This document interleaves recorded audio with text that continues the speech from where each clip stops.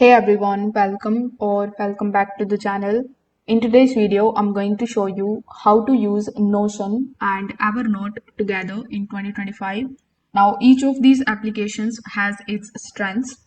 Like Evernote is great for quick capture, while Notion shines in organizing and planning.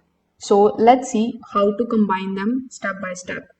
So first of all, if we come here on Evernote, whether you are using it on your phone or desktop, you can basically use it for the quick notes, for web clipping and scanning your documents.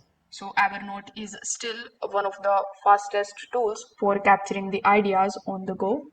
In Notion, you can create a page by clicking on this pencil icon here in the left hand section, or you can basically add the database that is called the capture inbox.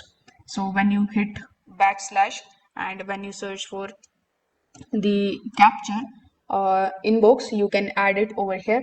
So this will be the place where you can bring in items from the Evernote that you want to organize into the tasks, projects, or the content plans. So when you capture something in Evernote, you can click on the option of the share in the top right hand corner of the screen and copy the link from here. So after copying the link of it, you just have to come here in your Notion account and paste that link over here in this section.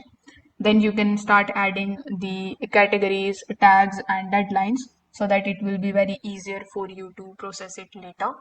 Once your notes are in your inbox, you can sort them out into the right projects. For example, you can turn an Evernote idea into the task in your to-do list, or you can link it to your content calendar. You can also find some of the templates from the marketplace, so you can add them and work as per your convenience.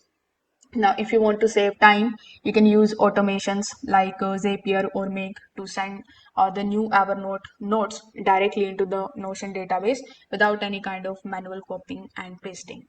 If this video helped you out, make sure that you like this video and subscribe to the channel. Thanks for watching.